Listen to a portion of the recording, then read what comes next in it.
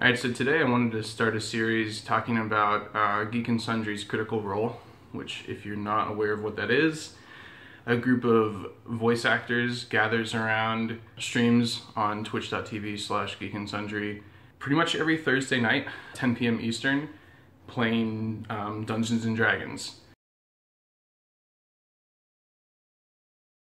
The voice acting aspect of it is really nice as far as the role-playing aspect of D&D goes. Myself personally, I've never actually played Dungeons and Dragons because I just never really had a core group of friends because I moved around a lot as a kid. Yeah, I just never got into it, but I always kind of wanted to. So I've kind of been able to live vicariously my D&D life through the Critical Role stream. Last night, Thursday, was the first stream, January, well, I don't know, whatever, January something, starting this year, was the first stream of a brand new campaign, and it's the first time that they've had a new campaign starting on stream. Their first campaign actually started as a homebrew game, and then they continued it through and started streaming it, and that ended up lasting like, I don't know, 2 or 3 years or something. So the point of my videos, I figured like a kind of a recap, giving an overview of what happened in the episode so that you could catch up or could decide whether or not you feel like that episode would be worth watching,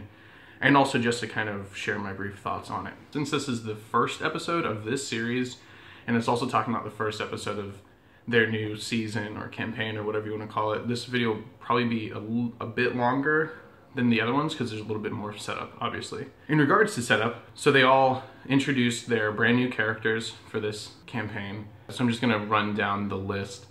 Sam Riegel, who played Scanlan and Tyrion Darrington in the last campaign, is playing a female goblin named Not the Brave.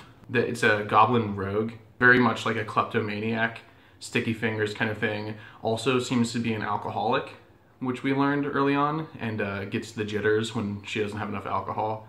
So very much a addictive kind of personality. Or Bailey, playing a blue tiefling named Jester, she is playing as a cleric, but she is playing as a cleric of the trickster god. She is a cleric and she does have healing, but she also has like stealth is a big thing for her, and like sleight of hand and stuff like that. Travis Willingham is playing a half-orc named Ford. For some reason, there's a silent J after the F, so it's spelled like Fjord, but apparently it's pronounced Ford. He's playing a warlock, specifically like the Hexblade subclass. He has high charisma. He's also doing this kind of like a Clint Eastwood southern, like kind of rugged, charming thing. Very like kind of Western feeling with the accent stuff. I really like his character. I really like Jester's character too. I feel like they're both fleshed out. Marisha Ray playing a human monk.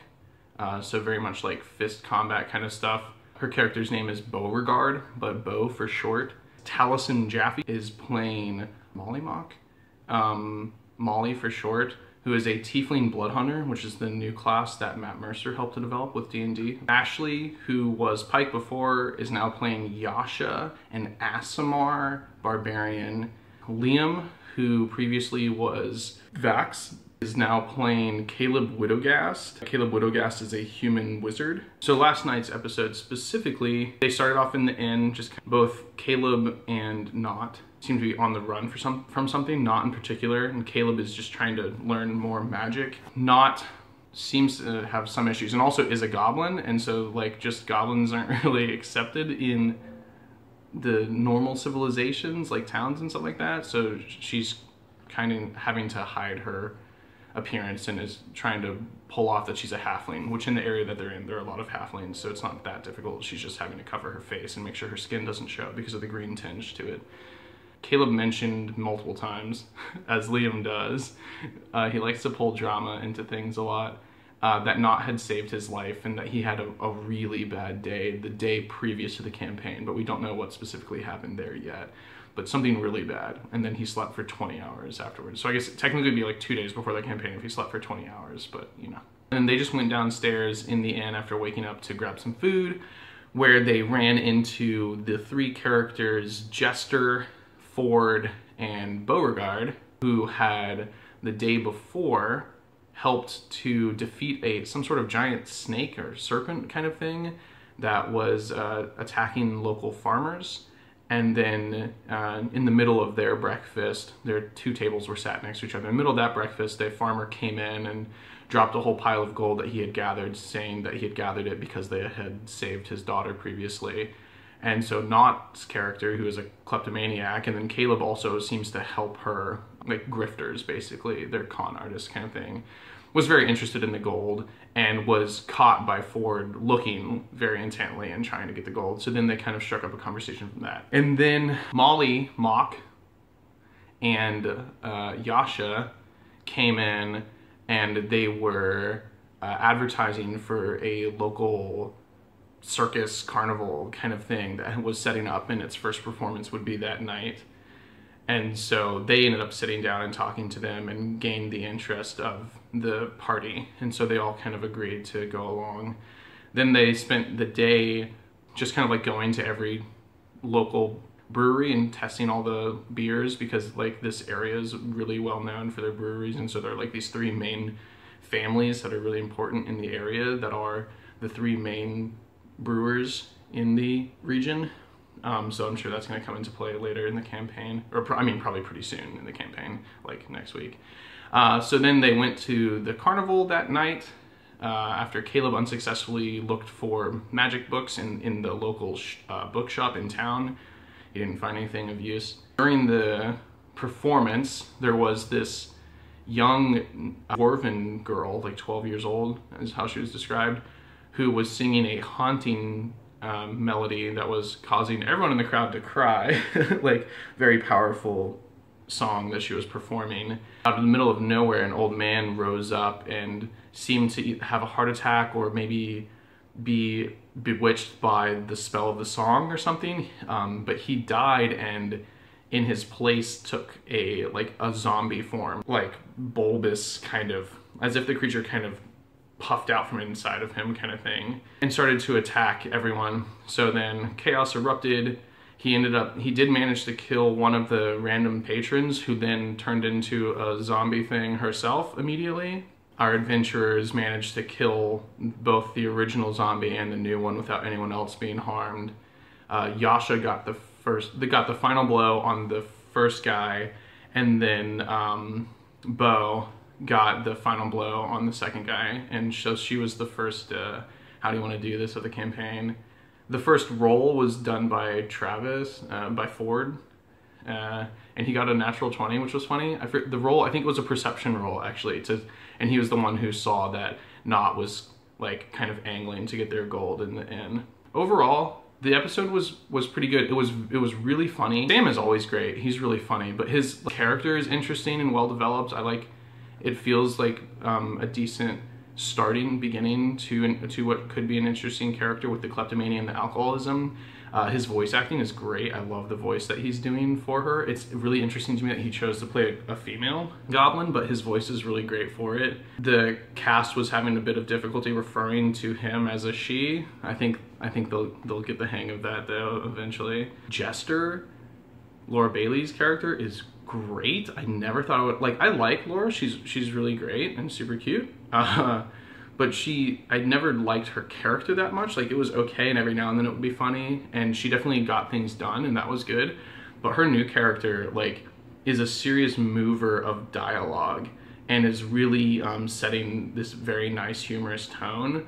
Plus, just her character, I don't know, her character seems really well fleshed out. Like, she has a good handle on it already. And the same with Travis's character, Ford. He feels well thought out.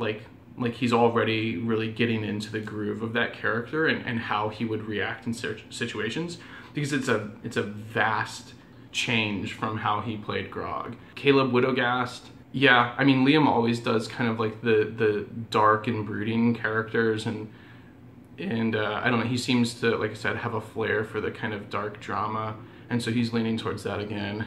Beauregard, her characters never feel that fleshed out. They just, I don't know. We'll see with that one. I'm holding off on judging that one. Yasha feels like a character that was made specifically to be able to jump in and out of the show because of the fact that Ashley's availability is always suspect. And I think her and Matt sat down and decided, let's make a character that can kind of be this mysterious figure that comes in and out randomly and kind of helps, or maybe even doesn't help. Maybe she'll be some sort of villain. That you don't really know that yet, but it does seem like her character was made to be able to show up one week and then be gone the next week and it not be jarring. And Yasha was a barbarian. And actually initially, like as far as party composition goes, I was thinking it seems like they have a ton of melee, especially with Yasha as a barbarian, because they've got Beauregard as a monk, which is melee, and then right now Ford he's a Hexblade warlock, and so well, at least in this one fight that we saw, he was melee. Caleb is ranged, so well, we're counting melee. And then you've got Knot, which is a rogue. Like, yes, he has a crossbow, but it seems like that's probably gonna be kind of one shot and then going for melee thing. I don't know if he's gonna focus on ranged, but that's kind of iffy about melee. So it was Yasha, Grog, and then, oh, sorry, Yasha, Ford, Molly, who is a blood hunter who he uses swords, he's melee also. Oh, Jester is a cleric, so Jester has spellcasting. Maybe it's pretty well balanced. I don't know, it felt melee heavy with the barbarian. Yeah, because like last time, Liam played a rogue, but he threw daggers and also used melee, so he was kind of a mix. And that feels like what Knot is doing now too. Maybe it is more balanced than I initially, because with Yasha, it just felt like a lot of melee suddenly were in the group, whereas before they didn't have very many. And before it felt like Grog was basically the only one who was always in melee. It does feel like they don't have a set tank though. The Blood Thief seems kind of like a dodge tank sort of thing, just as far as the mechanics of it. Anyway, we'll see what happens with the party dynamics there. But the episode last night I enjoyed, especially like watching them initially kind of, like watching all of the other people discover the characters, because they didn't all know what the characters would be like, what they would sound like, or even what classes they were in some cases. And so it was interesting watching that. Also very funny. There were a lot of funny moments in just like the dialogue. And then Matt, as always, he tends to kind of do the half-half. So after the break, they got into an interesting fight that was also fun to watch, because I'm a big fan of mechanics, game mechanics in general, systems design and stuff like that, and that's one of the reasons why I like D&D a lot. I like seeing the mechanics and the systems and how they play out. Overall, I liked it a lot. Let me know if you guys watched it. Let me know what you thought. Let me know if you like the idea of this series, because I plan on doing once a week a recap. Like I said, the recap is intended to be something where you can kind of decide if you want to watch the episode or not. Also just kind of get caught up so that you don't have to watch if you don't want to, because they are long. Yeah, just a place to talk about it a little bit more if you guys wanted to also. So yeah, like, subscribe, comment. I'll see you next week, and I should have some other videos coming out here pretty soon too.